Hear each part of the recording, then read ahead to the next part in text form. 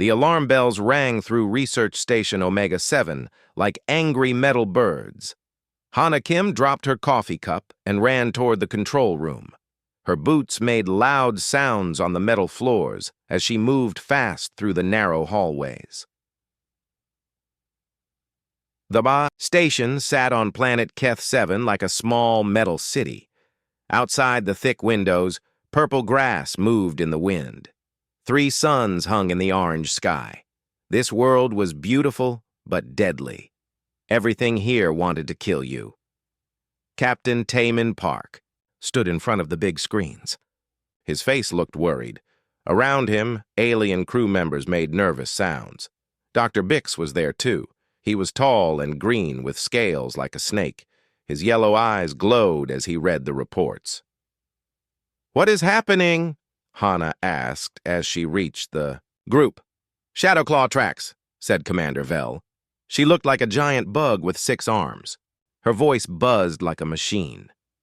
2 adults fought near Sector 12. 1 is dead. The other ran away. Hana felt cold fear in her stomach.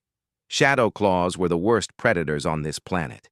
They were as big as Earth tigers, but much more dangerous.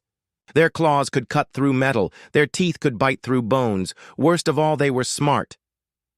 "Did the dead one have cubs?" Hana asked. She already knew the answer would be bad. Dr. Bix turned his snake-like head toward her. "Yes. 5 cubs. Very young. Maybe 2 weeks old." The room became quiet. Everyone knew what this meant. Shadowclaw cubs without their mother would die. But if they lived, they would grow up to be killers. The cubs would remember humans as enemies. They would hunt down every person they could find. "Station rules are clear," said Commander Vell. Her bug eyes looked at everyone. Dangerous predator cubs must be destroyed immediately. No exceptions. Captain Park rubbed his face with his hands. He looked tired. "I know the rules, but killing babies—" He did not finish his words. "They are not babies," Dr. Bix said firmly. "They are future killers. In 6 months, they will be as big as dogs. In 1 year, they will hunt in packs. In 2 years, they will attack our transport ships." Hana listened to them talk. She thought about the little cubs hiding somewhere without their mother. They were probably scared and hungry. They did not know they were supposed to be monsters. "Where exactly are they?" she asked. Commander Vell pressed some buttons. A map appeared on the screen. "Cave system in the red rocks, about 5 kilometers from here. Scanner shows 5 heat signatures. All small." "I will go," Hana said quietly. Everyone turned to look at her. Captain Park raised his eyebrows. "Hana, this is not a research mission. This is elimination work. No," she said. "I can handle it. I know more about Shadowclaws than anyone else here." This was true. Hana had studied dangerous animals her whole life. She came to this station to learn about the predators of Keth-7. She had read every report about Shadowclaws. She knew how they hunted, how they lived, how they raised their young. Dr. Bix made a sound like air leaving a tire.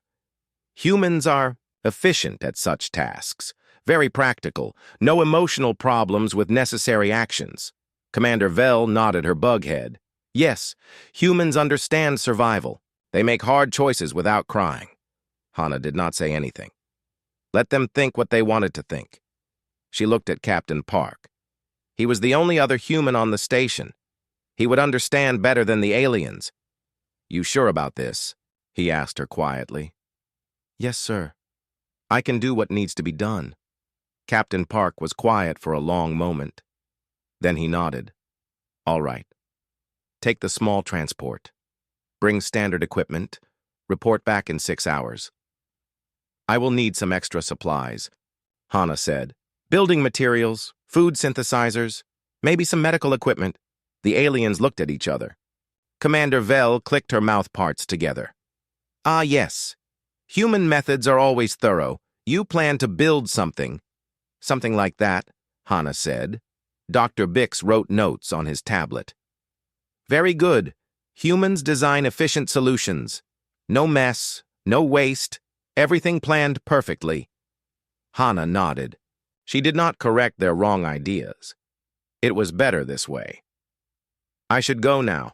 The cubs will be getting hungrier. She walked toward the equipment room. Behind her, she heard the aliens talking. Impressive, Commander Vell buzzed. She shows no emotion about killing the young ones. Human nature, Dr. Bix agreed. They survived on their death world by making hard choices. No room for soft feelings. Still makes me uncomfortable, said a voice. That was Crix, a young alien who worked as an intern. They are just babies. Dangerous babies, Commander Vell said firmly. Better dead than grown up. Hana kept walking. She did not turn around. In the equipment room, she started gathering supplies: metal sheets, insulation material, heating elements, power cells, food creation machines, water recyclers. Jinwoo Lee found her there. He was the station engineer, also human. He looked at all the equipment she was collecting. Building something big, he said quietly. Yes, she answered. The aliens think you are building a killing chamber. Hana stopped packing. She looked at Jinwoo. What do you think? He smiled a little. I think you are going to surprise everyone. Maybe, she said. Can you help me load this stuff? Of course. They worked together to put everything in the transport vehicle. The other crew members watched from windows. Hana could feel their eyes on her. They thought they knew what she was going to do. They were very wrong. The transport was a small flying machine with 6 seats. Hana put all her equipment in the back. She checked her tools one more time. Everything was there. Everything she would need for her real plan. Good luck, Jinwoo said as she climbed into the pilot seat. Thanks, she said. I might need help later. Just call me. Hana started the engine. The transport lifted off the landing pad and flew toward the red rocks. Below her, the purple grass waved goodbye. She could see the cave system ahead. Somewhere in those dark holes, 5 small creatures waited for their fate. The other crew members thought she was going to kill them quickly and efficiently. They thought humans were good at making hard choices without emotions. They thought she would solve the problem the easy way. They were about to learn something new about humans. Something about the choices they really made when nobody was watching. Something about what humans did when they found scared babies hiding in dark places. The transport flew on through the orange sky toward the red rocks, toward 5 small lives that everyone else had already given up on. Everyone except Hana Kim. She was going to surprise them all. 3 days had passed since Hana left for the caves. The crew of Research Station Omega-7 watched the screens with growing concern. They could see her transport parked near the red rocks. They could see her heat signature moving around. But they heard nothing from her. Dr. Bix stood in the supply room looking at the empty shelves.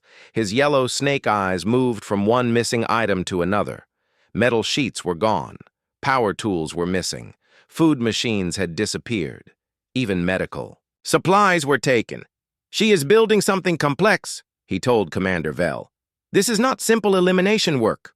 Commander Vell clicked her 6 arms together nervously. Human methods are always thorough. Perhaps she needs time to construct the proper killing chamber.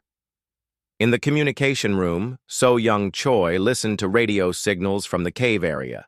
She was the only other human woman on the station. Her job was to manage all the talking between different places. Right now, she was very worried about what the aliens were thinking. Any word from Hana? Captain Park asked as he entered the room. She checks in every 12 hours, So-Young said quietly. Says everything is going according to plan, but she won't give details. Captain Park nodded. He trusted Hana, but the pressure from the alien crew was getting stronger every hour. They wanted to know why the job was taking so long. Crix floated into the room. He was young even for his species. His blue skin glowed softly when he was nervous. Right now, he was glowing a lot. I have been thinking, he said in his musical voice. Maybe we are wrong about this. Wrong about what? Commander Vell buzzed from behind him. About the human, about what she is doing. Crix turned to face the security commander. What if she is not killing the cubs? Dr. Bix made that air-leaving sound again. Impossible. Humans are practical. They do not waste time on useless emotions. They solve problems efficiently. But what if we are wrong about human nature? Crix continued. What if they are different than we think? Commander Vell's bug eyes looked angry. I have studied humans for 20 years. They survived their death world by being ruthless. They make hard choices without crying. They are the perfect species for this job. So Young listened to this conversation and said nothing. She knew something the aliens did not know. She had been friends with Hana for 2 years. She knew what kind of person Hana really was. Jinwoo Lee appeared in the doorway. He carried a box of electronic parts. I need to make a supply run, he announced. Supply run where? Dr. Bix asked suspiciously. The human needs more equipment. Heating systems, environmental controls, some entertainment devices. The aliens stared at him. Commander Vell made a sound like metal scraping metal. Entertainment devices? For cubs that are supposed to be dead? Jinwoo kept his face calm. I don't ask questions. I just deliver what is requested. This is very strange, Dr. Bix said slowly. Why would killing require entertainment systems? Maybe it's not for the cubs, Commander Vell suggested. Maybe she needs entertainment while she waits for them to die slowly. Crix glowed brighter blue. That sounds horrible. Humans can be horrible when necessary, Dr. Bix said firmly. That is what makes them good at survival. So Young finally spoke up. Maybe you should ask her directly what she is doing. No, Commander Vell said quickly. Human methods are human business. We do not interfere with their techniques. That afternoon, Zeph arrived in the command center. He was from a warrior species with thick gray skin and 4 arms. His people believed in solving problems with violence first and questions later. This situation has gone on too long, he announced. Those cubs should be dead by now. Captain, Park looked up from his reports. Hana knows what she is doing. Does she? Or is she playing with dangerous animals like toys? Zeph crossed all 4 arms. On my world, we would have sent soldiers. Quick death, clean finish. No games. This is not your world, Captain Park said calmly. Maybe it should be. Maybe humans are not as practical as everyone thinks. The tension in the room grew thick. Other crew members stopped their work to listen. This was the first time anyone had directly questioned human methods. Dr. Bix tried to keep peace. Humans have their own ways. We must trust their experience. Their experience with what? Zeph demanded. Building torture chambers? Playing with their food before they eat it? So Young stood up quickly. That's enough. You don't know what you're talking about. Then tell us what we should know, Zeph challenged. What is your human friend really doing in those caves? So Young looked around the room. All the alien eyes were watching her. She could tell them the truth, but that might make things worse. The aliens expected humans to be killers. If they learned the truth now, they might try to stop Hana. She is doing her job, So Young said finally. Just not the way you expect. That evening, strange sounds started coming from the cave area. The station sensors picked up noise that sounded like construction work. Hammering, drilling, moving, heavy objects. But there were other sounds, too. Sounds that made the aliens very uncomfortable. Chirping sounds. Like young animals calling to each other. Soft human voices. Like someone talking gently to small creatures. Even what sounded like playing.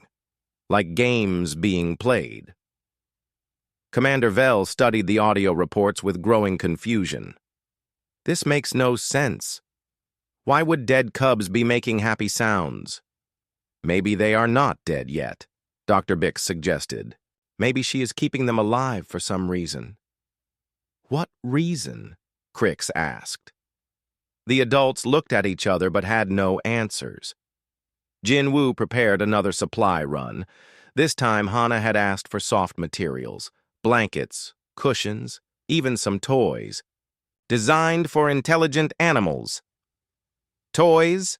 Commander Vel repeated when she saw the list. She wants toys for predator cubs? Apparently, Jinwoo said. This is getting very strange, Dr. Bix muttered. Zeph slammed his fist on a table. Strange. This is crazy. She is treating killers like pets. We don't know what she is doing, Captain Park said firmly, and we won't interfere until we do know. But, privately, even Captain Park was starting to wonder, what was Hana really doing out there? Why was it taking so long? And why did she need toys and blankets for creatures that were supposed to be eliminated? The questions hung in the air like smoke. Nobody had answers. But everyone was starting to worry that they had made a terrible mistake about their human crew member, or maybe they had made a terrible mistake about what needed to be done with the cubs in the first place. Either way, something was happening. In those caves that nobody understood. Something that was changing everything they thought they knew about humans, about predators, and about the right way to solve dangerous problems. The truth would come soon, but until then, all they could do was listen to the strange sounds coming from the red rocks and wonder what Hana Kim was really building out there in the darkness. 1 week had passed since Hana left for the caves. The cubs were getting bigger and stronger every day. Everyone on the station could hear them through the audio sensors. Their chirping sounds had become louder and more complex. Sometimes they sounded almost like they were singing. Dr. Bix stared at his computer screen with growing worry. The heat signatures from the cave showed 5 growing creatures moving around freely. They were not dead. They were not even contained. They were playing. This is wrong, he muttered to himself. Very wrong. Commander Vel entered the science lab with heavy steps. Her bug face looked angry and confused. The sounds are getting worse. Yesterday I heard what sounded like laughter. Human laughter. Or cub laughter? Dr. Bix asked. Both. They stood in silence for a moment. Neither wanted to say what they were both thinking.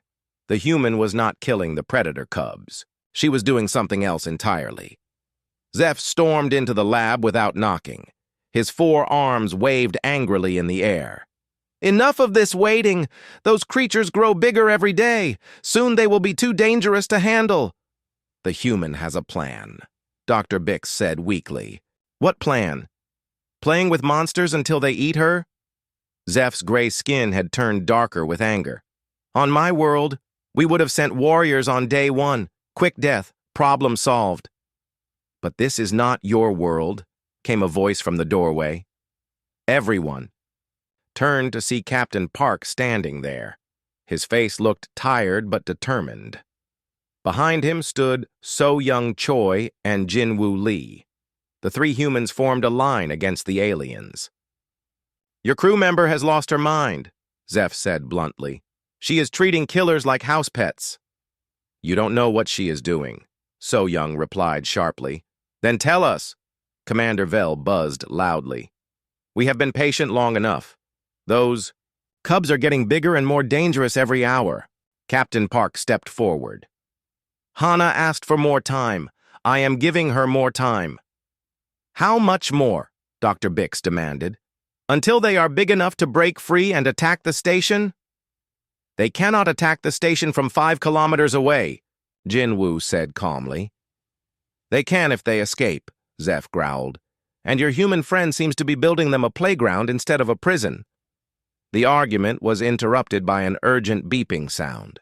The communication system was receiving a priority message from Galactic Command. Everyone rushed to the main screen. Admiral Kang appeared on the display.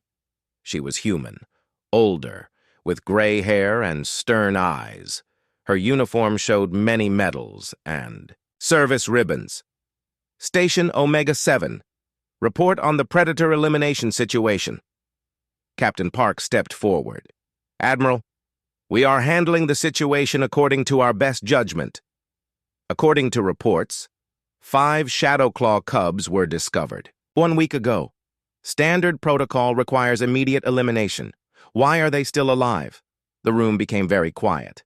The alien crew members looked at Captain Park with expectant faces. This was their chance to complain about human methods. Sir, we have assigned our best xenobiologist to handle the situation. She is being thorough. Thorough? Admiral Kang's eyebrows raised. Captain, those cubs will be adolescents soon. Adolescent Shadowclaws have killed entire survey teams. How thorough do you need to be? Dr. Bix stepped forward. Admiral, if I may speak, we are concerned about the methods being used. What methods? The human appears to be constructing some kind of complex facility. She has requested toys, entertainment systems, comfort items. The elimination process seems unusually elaborate. Admiral Kang looked confused. Toys? For predator cubs? Yes, sir, Commander Vell added. We hear sounds of construction, but also sounds of the cubs playing and being fed. It is very strange. The Admiral was quiet for a long moment. Then she spoke slowly. Captain Park, I am ordering a full inspection of the situation. Send a team to observe the elimination process directly. Admiral, that might interfere with the operation, Captain Park said quickly. Captain, those cubs represent a significant threat to shipping lanes in 3 systems. If your xenobiologist has developed some new elimination technique, we need to document it. If she has lost her mind, we need to stop her before people die. The transmission ended. Captain Park turned to face his mixed crew. The aliens looked satisfied. The humans looked worried. Fine, he said finally. We go to the caves tomorrow. All of us. We see what Hana is really doing. That night, strange new sounds came from the cave area. The audio sensors picked up what sounded like construction work mixed with animal noises. But there were other sounds too. Gentle human voices, the sound of running water, even what might have been music playing softly. Crix floated through the corridors unable to sleep. His blue skin glowed with nervous energy. He had been thinking about the situation for days. Something did not make sense about all of this. He found So Young in the communication room, monitoring the signals from the caves. Can I ask you something? He said quietly. She looked up. What? Are humans really as ruthless as everyone says? So Young was quiet for a moment. Then she smiled sadly. Humans can be ruthless when they need to be, but that is not all they are. What else are they? They are many things, complicated things. Crix glowed brighter. I think your friend is not killing those cubs. Why do you think that? Because the sounds are wrong. Death sounds different. This sounds like life, like growing, like learning. So Young nodded slowly. You might be right. Will the Yay? Others be angry when they find out? Very angry. Will they stop her? So Young looked at the audio displays showing the sounds from the caves. Gentle sounds, peaceful sounds, living sounds. I don't know, she said. But tomorrow we will all find out what happens when different species have very different ideas about the right thing to do. Meanwhile, 5 kilometers away, in the Red Rock Caves, Hana Kim sat surrounded by 5 growing Shadowclaw cubs. They were beautiful creatures with soft fur and bright eyes. Their bioluminescent spots glowed softly in the artificial light she had installed. The largest cub, who she had named Hope, rested his head on her lap while she checked his health readings. The others played with the puzzle toys Jin Woo had designed for them.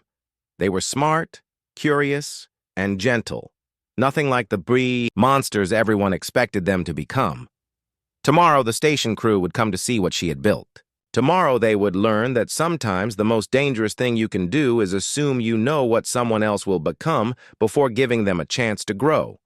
Tomorrow would change everything for everyone involved.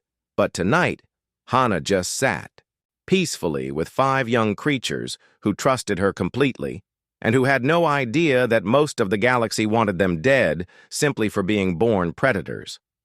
Tonight was perfect. Tomorrow would be much more complicated.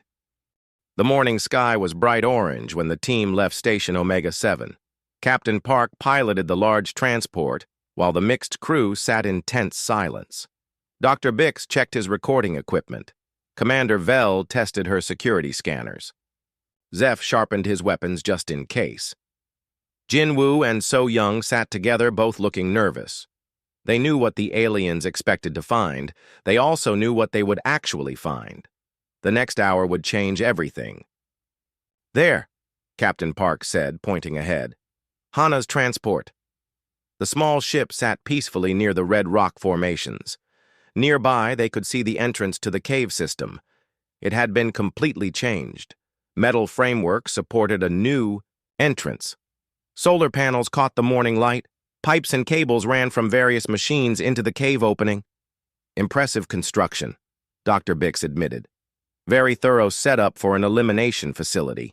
They landed 50 meters away from the cave entrance. As they stepped out of their transport, they could hear sounds from inside the caves. Mechanical humming, running water, and something else. Something that made Commander Vell's bug eyes grow wide with surprise. Chirping, happy chirping, the sound of young animals playing. "The cubs are still alive," Zeph growled. "What is she doing?" "To them?" Captain Park activated his communicator. "Hana, this is the captain. We are here for inspection." Her voice came back immediately. "Good timing. I was just finishing the morning feeding. Come on in, but move slowly. Don't make sudden movements." "Feeding?" Dr. Bix repeated. "She is feeding them?" They walked toward the cave entrance as a group. The closer they got, the stranger everything looked. The entrance was not a door to a death chamber. It looked more like the entrance to a research facility or maybe even a home. Soft lighting glowed from inside. They could hear gentle music playing. The air coming from the cave smelled clean and fresh, not like death or fear. "This is wrong," Commander Vell whispered. "This is all wrong." They stepped through the entrance and froze. The cave had been completely transformed into something none of them had ever imagined. The rough stone walls were covered with smooth panels. Soft lighting made everything warm and welcoming. Plants grew in special containers, making the air smell like a garden. But that was not the most shocking thing. The most shocking thing was the 5 Shadowclaw cubs playing in a specially designed habitat that took up most of the cave space. The cubs were beautiful. Their fur was thick and healthy. Their bioluminescent spots glowed in patterns of blue and green and purple. They were about the size of large dogs now, with graceful movements and bright, intelligent eyes, and they were happy. One cub was solving a puzzle that dispensed food when completed. Another was climbing on structures designed to strengthen his muscles. 2 others played a chasing game through tunnels and platforms. The 5th, the largest, sat calmly near Hana as she checked readings on a tablet. "Everyone," Hana said quietly, "meet hope, joy, dream, star, and future." The silence stretched for a long time. The alien crew members stared at the scene with open mouths. This was not elimination. This was not death. This was not what anyone had expected. This was a nursery, a school, a home. "You named them," Dr. Bix whispered. "Of course I named them. They are individuals. They each have different personalities and preferences." Commander Vell made a sound like air escaping from a broken machine. "But they are predators, killers, monsters." "They are children," Hana said firmly. "Look at them, really look at them." As if hearing her words, the largest cub, Hope, approached. The group slowly. His movements were careful and gentle. He stopped just outside reaching distance and sat down politely, as if asking permission to come closer. "He wants to meet you," Hana explained. He is very curious about other species, but he will not approach unless you invite him. Zeph stepped backward, his 4 hands moving toward his weapons. That thing is dangerous. That thing has a name, Hannah said calmly, and he has never hurt anyone. Watch. She held out her hand to Hope. The large cub came forward and gently touched her palm, with his nose. His bioluminescent spots pulsed in a happy pattern. He made a soft purring sound. Impossible, Dr. Bix breathed. Shadow claws do not purr. They do not show affection. They are solitary killers. Adult shadow claws in the wild are solitary and aggressive, Hannah corrected. But that is because they grow up without proper socialization. They learn to fight for survival from birth. These cubs are learning different lessons. She gestured around the habitat. They have everything they need: food, shelter, safety, mental stimulation, and companionship. They are learning that the world is not a dangerous place where they must kill or be killed. Crix floated forward, his blue skin glowing with wonder. They are beautiful. Yes, they are, Hannah agreed. And they are smart. Hope can solve puzzles that would challenge most adult mammals. Joy has learned to communicate using light patterns. Dream shows artistic ability in how she arranges her living space. But what happens when they grow up? Commander Vell asked. They will become full-sized predators. They will become what we teach them to become, Hannah said. If we teach them that all other creatures are enemies, they will act like enemies. If we teach them that other creatures are friends and family, they will act like friends and family. Dr. Bix approached slowly, his scientific curiosity overcoming his fear. You are saying their behavior is learned, not instinctive? Most of it, yes. The capacity for aggression is there, just like in humans.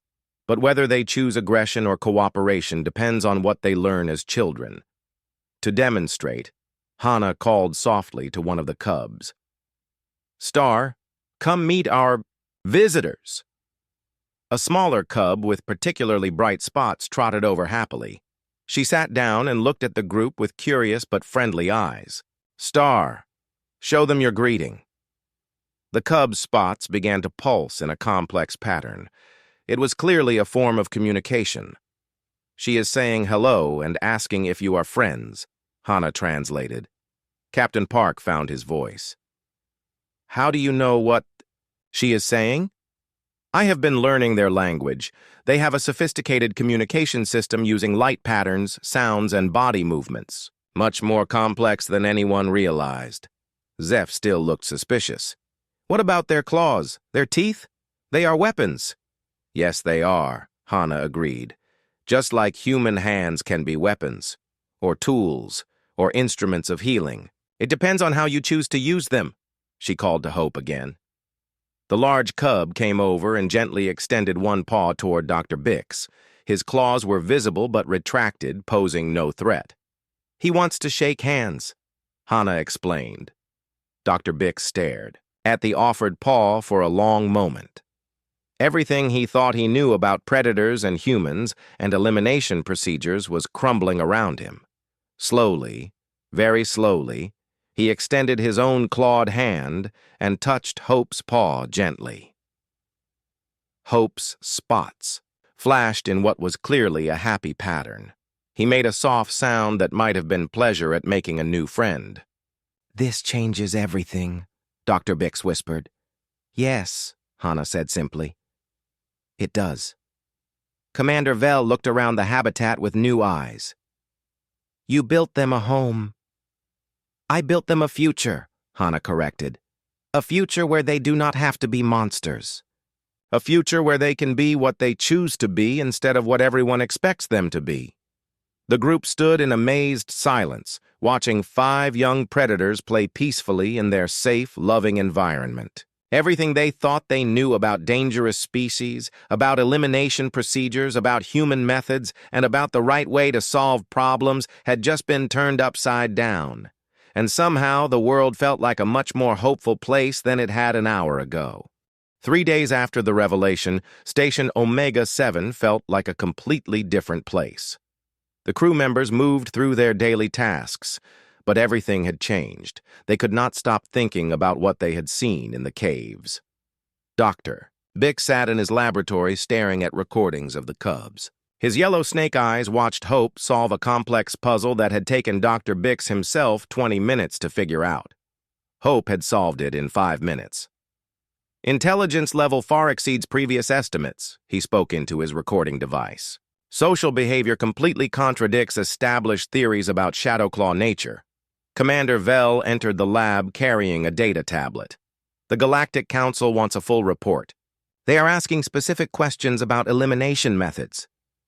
Dr. Bix turned off his recorder. What do we tell them? The truth, said a new voice from the doorway. They turned to see Elder Quinn floating into the room. He was ancient even by the standards of his long-lived species. His gray skin showed the wisdom marks of someone who had seen many worlds and many different ways of living. Elder Quinn, Commander Vell said with surprise, we did not expect you. The Council sent me to investigate this unusual situation. They are concerned about reports of non-standard elimination procedures.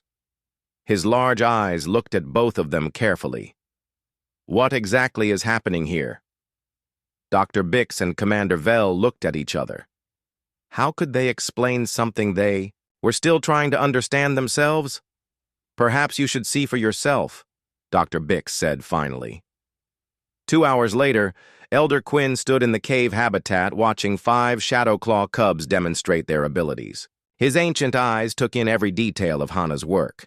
The environmental controls, the educational toys, the socialization areas, the careful attention to both physical and mental development. Remarkable, he said quietly. How long did this construction take? About 10 days, Hana replied. Most of that time was spent observing the cubs to understand their specific needs. And their behavior? Is this natural or trained? Both. The capacity for social cooperation is natural. Most predator species have it. But normally it gets suppressed by environmental pressures. Here they can express their natural social instincts safely. Elder Quinn watched Joy and Dream play together, sharing food and taking turns with a puzzle toy. On my world, we have similar stories. Ancient predators that became companions when raised with proper care. Really? Crix asked excitedly. The young intern had become a frequent visitor to the habitat. Your people did this too? Long ago, before we learned to fear first and understand later. Elder Quinn's voice carried sadness. We eliminated many species that might have become allies. Captain Park approached the group. Elder, what does this mean for the cubs and for our procedures? That depends on what the cubs choose to do, Elder Quinn replied. They are growing. Quickly. Soon they will be too large to keep here safely. What is your plan, Dr. Kim? Hana had been expecting this question. I have been in contact with the wildlife preserve on Sanctuary World. They have agreed to create a special habitat where the cubs can grow to full size while continuing their socialization. And after that? After that, they choose their own future. They could remain at the preserve as ambassadors for their species. They could join research teams to help us understand other predators. Or they could return to the wild with their social skills intact. Zeph, who had been quietly observing from the entrance, stepped forward. What if you are wrong? What if they turn dangerous as they grow? Hana looked at him seriously. Then we deal with that problem when it happens. But look at them now. Do they seem like future killers? Everyone turned to watch the cubs. Hope was gently helping Star reach a high platform. Future was sharing his favorite toy with Dream. Joy was practicing her light communication with patterns that clearly expressed happiness and contentment. They seem like children, Zeph admitted reluctantly. Happy children. Elder Quinn nodded, slowly. This is what the Council needs to see. Not just the elimination of a threat, but the transformation of a threat into something beneficial. Over the next several days, the habitat became a classroom for the entire station crew. Hannah taught them about predator psychology, about the difference between learned and instinctive behaviors, and about the importance of early socialization in all intelligent species. Dr. Bix learned that his assumptions about predator nature had been based on studies of wild adults who had grown up in hostile environments. It is like studying human behavior by only observing soldiers during wartime, he realized. Commander Vell discovered that her security training had taught her to eliminate threats without considering alternatives. I never asked if the threat could be changed instead of destroyed, she admitted. Jinwoo and So Young worked together to design better toys and enrichment activities. They learned that the cubs had individual preferences and personalities just like any other intelligent beings. Even Zeph began to change his mind. He started visiting the habitat daily, at first to watch for signs of danger, but gradually because he enjoyed interacting with the cubs. They are not warriors, he told his people in his reports home, but they are not weak either. They are something new. Crix became the cubs' favorite visitor, besides Hannah. His gentle nature and natural curiosity made him an ideal playmate. The cubs learned to communicate with him using light patterns, and he learned to understand their needs and moods. This is what cooperation looks like, Elder Quinn observed one day as he watched Crix and the cubs working together on a puzzle. Different species learning from each other instead of fearing each other. The breakthrough moment came when an accident happened in the main station. A power conduit overloaded and started sparking dangerously near the water recycling system. Crix was nearby and got caught between the sparking electronics and a wall. Hope, who was in a transport cage being moved to a larger enclosure, heard Crix's distress call. Without hesitation, the young Shadowclaw used his strength to break free from the cage, rushed to the emergency, and carefully pulled Crix to safety using his claws as tools rather than weapons. The entire incident was recorded by security cameras. He saved me, Crix said afterward, his blue skin glowing with amazement. He risked his own safety to help me. That is what social creatures do, Hannah explained. They help their family members, and you have become part of his family. Elder Quinn watched the security recording over and over. This changes everything, he said finally. This proves that predator species can be partners instead of enemies. Dr. Bix began rewriting his research papers. Commander Vell started developing new security protocols based on cooperation instead of elimination. Captain Park sent detailed reports to Galactic Command requesting changes to standard procedures. But the biggest change was in how everyone thought about different species and different ways of solving problems. Humans do not just survive by being ruthless, Elder Quinn observed. They survive by finding new solutions to old problems, by seeing possibilities where others see only threats. Is that what makes them special? Crix asked. That, Elder Quinn replied, is what makes them hope. As the cubs grew larger and stronger, they also grew more gentle and more social. They had learned that the universe was not a hostile place where they had to fight for survival. They had learned that other creatures could be friends and family instead of enemies and prey. They had learned to choose cooperation over conflict. And in learning that lesson, they taught everyone around them the same thing. The galaxy was about to discover that sometimes the most dangerous thing you can do is assume there is only one way to solve a problem. Sometimes the most dangerous thing is not trying something completely different. Sometimes the most dangerous thing is not having hope. 6 months later, Sanctuary World looked different than it ever had before. The Wildlife Preserve had expanded to include a special section called the Integration Zone. This was where former predator species lived and worked alongside researchers. From dozens of different worlds, Hannah Kim stood on an observation platform, watching Hope demonstrate problem-solving skills to a group of visiting scientists. The young Shadowclaw, now nearly adult-sized, moved with grace and intelligence as he showed how to operate complex machinery designed for rescue operations. Incredible, breathed Dr. Veltar, a visiting researcher from the outer colonies. 6 months ago, my people were terrified of Shadowclaws. Now we are requesting them as partners for dangerous rescue missions. Fear is often just misunderstanding, Hana replied. Once we understand something, it becomes much less frightening. Nearby, Joy worked with a team of engineers to design better communication systems. Her natural ability with light patterns had led to breakthroughs in interspecies communication technology. Dream had become an artist, creating beautiful sculptures that were displayed in galleries across 3 systems. Star worked as a therapist, her gentle nature helping other rescued creatures overcome trauma. Future had chosen to become a teacher, showing other predator species how to integrate safely with galactic society. But Hope had chosen the most dangerous path of all. He had volunteered to return to Keth 7 to help rescue other Shadowclaw cubs whose parents had been killed. "Are you sure about this?" Hana asked him, as she checked his communication collar one last time.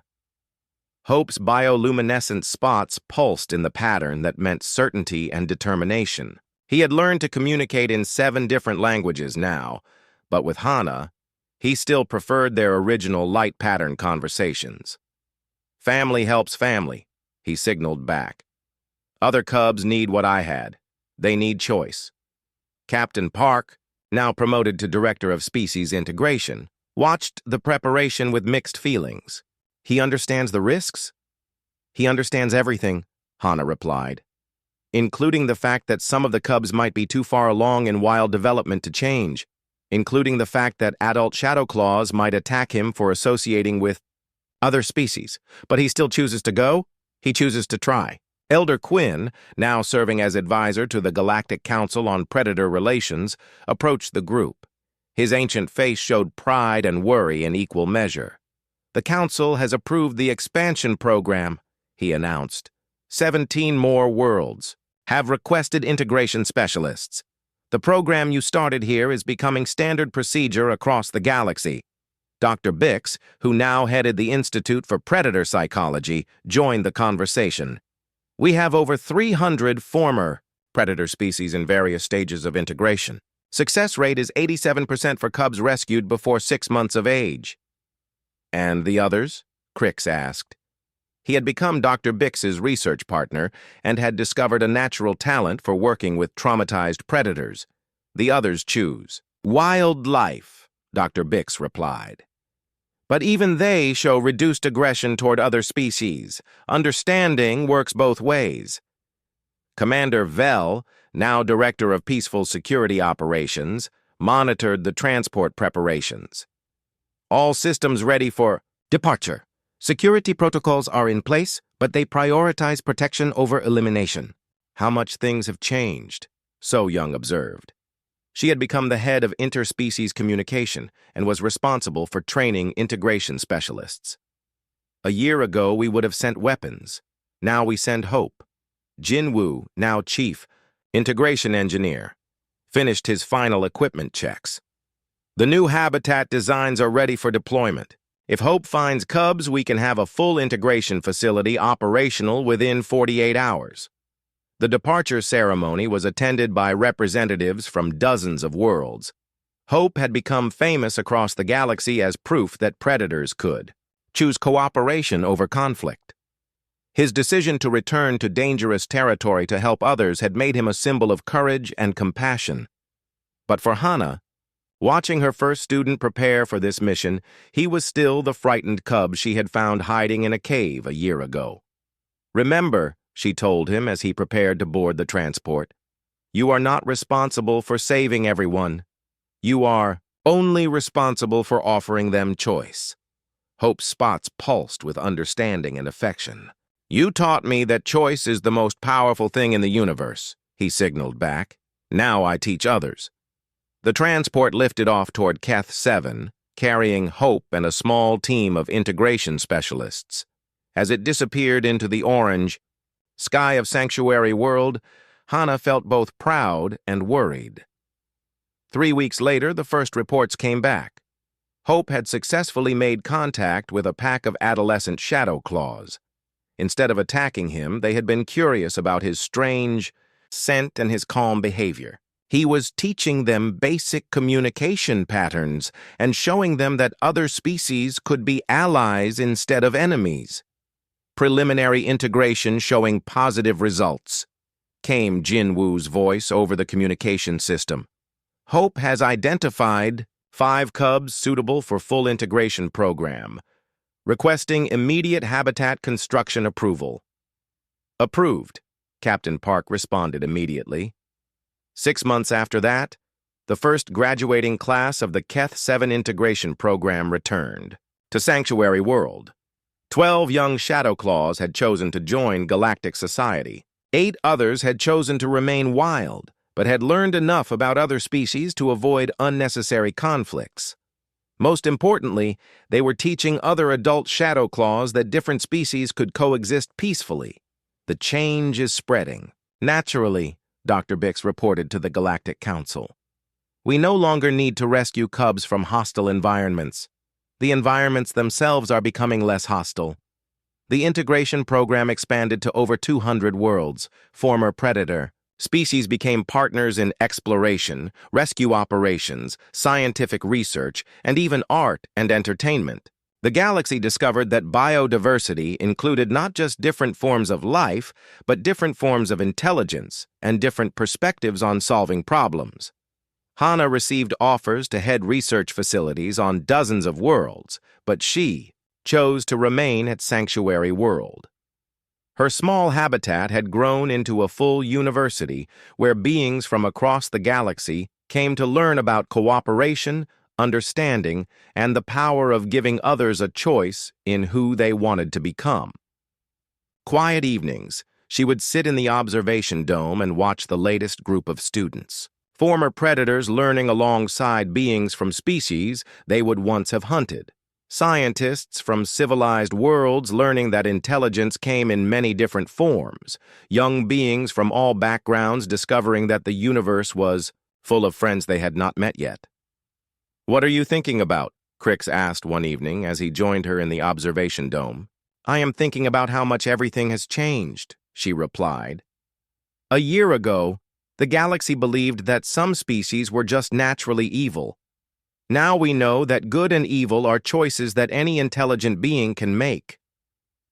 Do you think we would have learned this eventually without the cubs?" Hannah considered the question. Maybe. But it might have taken centuries and cost millions of lives. Sometimes change needs a catalyst. Sometimes it needs someone willing to take a risk on a different approach.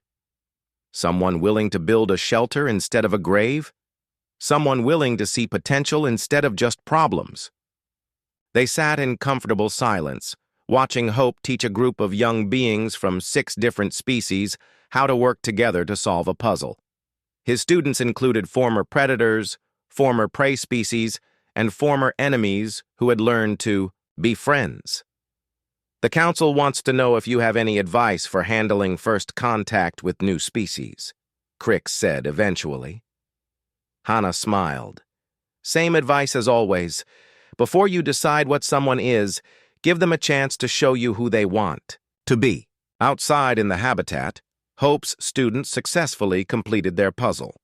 Their celebration sounds mixed together in a harmony of different voices expressing the same joy. Different languages, different species, but the same happiness at working. Together toward a common goal. The galaxy had learned something important from a human who chose to build a shelter instead of a grave. It had learned that the most powerful weapon against fear and hatred was not more fear and hatred.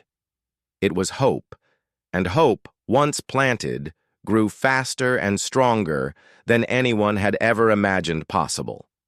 The universe was full of dangerous things, but it was also full of potential friends, partners, and teachers who were just waiting for someone to give them a chance to choose cooperation over conflict. All they needed was someone brave enough to build them a shelter instead of a grave. Someone willing to believe that every intelligent being deserved the chance to decide for themselves. who they wanted to become. The humans had taught the galaxy that sometimes the most dangerous thing you can do is assume you already know the ending to a story that has not been written yet.